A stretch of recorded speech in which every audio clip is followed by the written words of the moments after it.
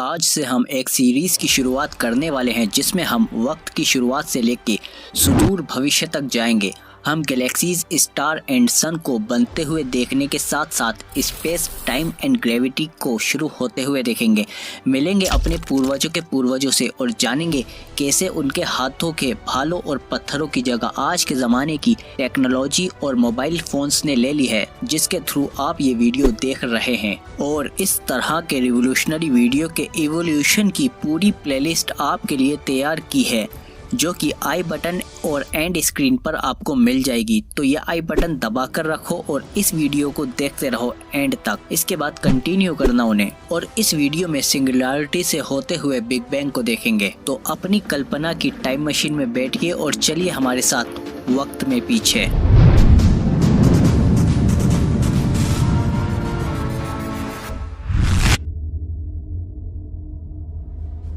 ये विशालकाय तारे और उनसे बनने वाली महाविशाल गैलेक्सीज और हमारा अनंत ब्रह्मांड इस एटम से भी छोटे पॉइंट में समाया हुआ था। आज हमारे यूनिवर्स में जितना भी मैटर मौजूद है वो सब इस प्रोटॉन जितने बड़े पॉइंट में था। इसे आप सिंगुलैरिटी या शून्य भी कह सकते हैं। इस वक्त पर कहना गलत होगा बिकॉज टाइम एंड स्पेस अभी एग्जिस्टेंस में नहीं आए हैं। You can say at zero time सारा मैटर आपस में इतना कंडेंस और टाइटली पैक्ड था कि उनके बीच का स्पेस कम्प्लीटली जीरो था। इसीलिए यहाँ स्पेस एंड टाइम एग्जिस्ट नहीं करते हैं और ना ही यहाँ फिजिक्स के लॉ काम करते हैं। सारा मैटर एक्सट्रीमली कंडेंस होकर इतना पास आ गया है कि इनकी डेंसिटी लगभग इनफाइनाइट हो गई है, जिसके लिए एक्सट्रीम जैसे वर्ड नेग्लेजिबल हैं। मैटर के इतने पास आने से यहाँ हीट एनर्जी प्रोड्यूस होने लगी because according to the Albert Einstein's E is equal to mc²। Matter और कुछ नहीं, एनर्जी का ही जमा हुआ रूप है। इस हीट एनर्जी की वजह से सडनली ये पॉइंट एक्सप्लोजन की तरह एक्सपेंड हो गया, जो आज तक एक्सपेंड हो रहा है। और यहाँ से शुरुआत हुई बिग बैंग की। इससे आगे जो होगा सेकंड के अरबों खरबों हिस्सों में होगा। इस पॉइंट के एक्सपेंड होने से तीन चीजें अस्तित्व में आई, matter, space and time. Now the time begins.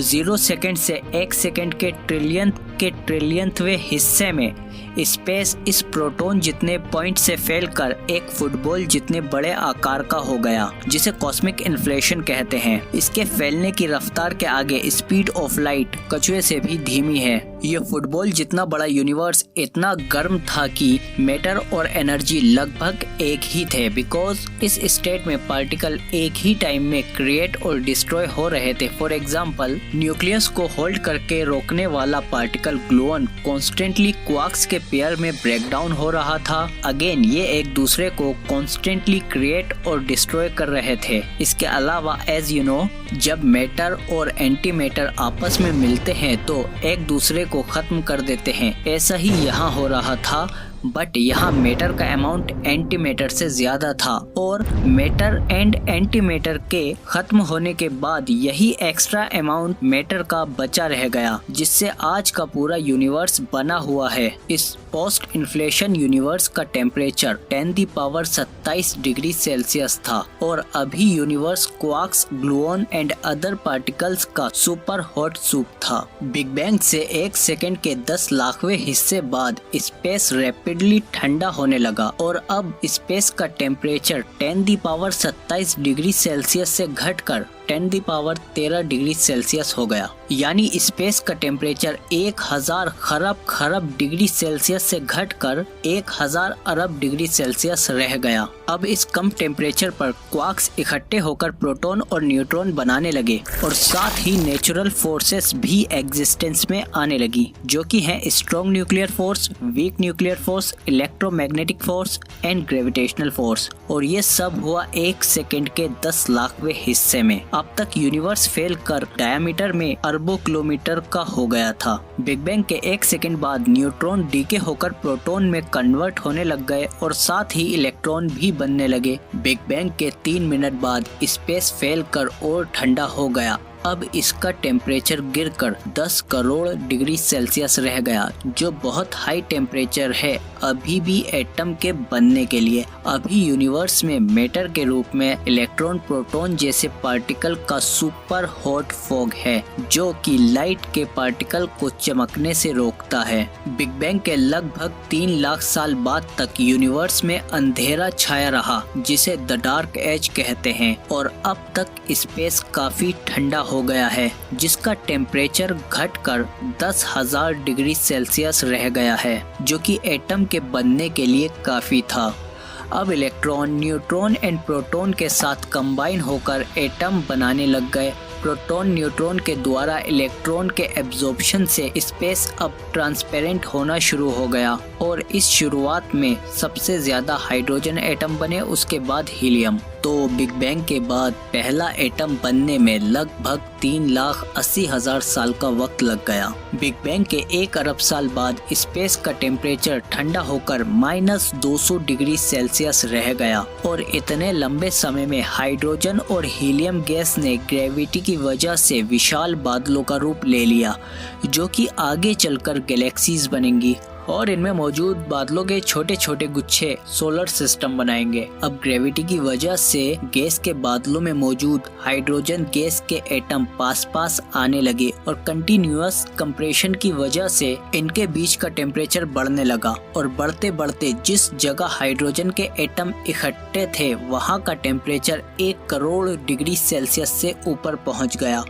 और तब एक प्रोसेस शुरू हुई, जो कि है न्यूक्लियर फ्यूजन, जिससे हाइड्रोजन के एटम हीलियम में कन्वर्ट होने लग गए, जिससे एनर्जी लाइट की फॉर्म में रिलीज होने लगी, और यूनिवर्स को मिल गया उसका पहला स्टार।